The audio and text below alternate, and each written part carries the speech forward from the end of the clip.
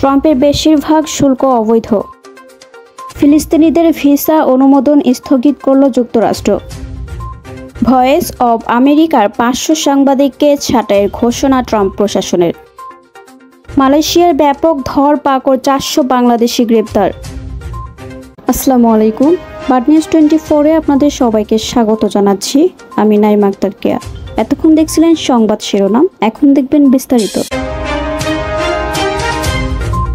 যুক্তরাষ্ট্রের president Donald ট্রাম্পের বিশ্বব্যাপী আরোপিত অধিকাংশ শুল্ক অবৈধ বলে রায় দিয়েছে একটি মার্কিন আপিল আদালত। শুক্রবার এই সিদ্ধান্তের মধ্য দিয়ে আন্তর্জাতিক অর্থনীতিতে প্রভাব বিস্তারে রিপাবলিকান নেতার প্রধানতম হাতিয়ার এখন চ্যালেঞ্জের মুখে পড়তে পারে। বার্তা সংস্থা রয়টার্সের এক প্রতিবেদনে বলা হয়েছে, ওয়াশিংটন ডিসি ভিত্তিক যুক্তরাষ্ট্রের ফেডারেল সার্কিট আপিল আদালত 7 থেকে 4 ভোটে রায় দিয়ে জানায়, ট্রাম্পের পারস্পরিক শুল্ক এবং চীন, কানাডা, মেক্সিকোর উপর ফেব্রুয়ারিতে আরোপিত আলাদা শুল্ক দুটোই আইনের পরিপন্থী ও অবৈধ।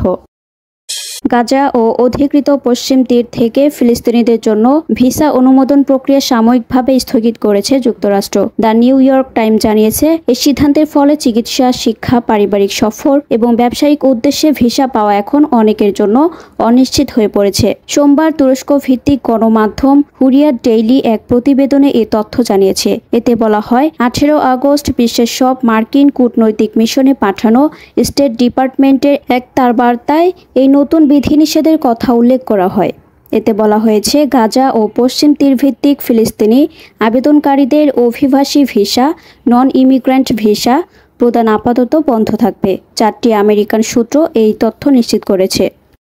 ফেডারেল অর্থায়নে পরিচালিত সংবাদ সংস্থা ভয়েস অব আমেরিকার ভিউয়ে প্রায় 500 কর্মীকে ছাঁটাই করার পদক্ষেপ নিয়েছে ট্রাম্প প্রশাসন। ভয়েস অব আমেরিকার ভারপ্রাপ্ত প্রধান নির্বাহী কর্মকর্তা কারি লেক জানিয়েছেন, এই সিদ্ধান্ত ফেডারেল আমলাতন্ত্র কমাতে, এজেন্সি পরিষেবা উন্নত করতে এবং যুক্তরাষ্ট্রের জনগণের কষ্টার্জিত অর্থ আরও সাশ্রয় করতে সহায়তা করবে। ঘোষণায় বলা হয়, প্রতিষ্ঠানটির মূল সংস্থা US agency for global media মোট 532টি পদ বাতিল করবে, যার মধ্যে অধিকাংশ ভিউয়ের। ছাঁটাইয়ের পর ভিউতে মাত্র 108 জন কর্মী থাকবে। মালয়েশিয়ার রাজধানী কুয়ালালামপুরে অবৈধ অভিবাসন বিরোধী অভিযান চালানো হয়েছে। 2 ঘন্টার অভিযানে 770 জন অবৈধ অভিবাসীকে গ্রেপ্তার করেছে দেশটির অভিবাসন বিভাগ। রাজধানী বুকিত বিনতাংয়ে অভিযানের ফলে প্রায় সম্পূর্ণ লকডাউন জোনে পরিণত হয়। মঙ্গলবার 2 সেপ্টেম্বর সন্ধ্যা থেকে বুধবার ভোর পর্যন্ত অভিযান চালানো হয়। এ সময় টেবিলের নিচে, গুদাম ঘরে ঢুকে এমনকি ছাদে উঠে পালানোর চেষ্টা করেন অনিবন্ধিত বিদেশিরা। এদের মধ্যে বেশিরভাগই দক্ষিণ ও দক্ষিণ পূর্ব এশিয়ার দেশগুলো থেকে এসেছেন। এতক্ষণ আমাদের সাথে থাকার জন্য আপনাদের সবাইকে ধন্যবাদ। পরবর্তী সংবাদ দেখার জন্য আমন্ত্রণ এবং সাবস্ক্রাইব করে বাড নিউজের পাশে থাকুন।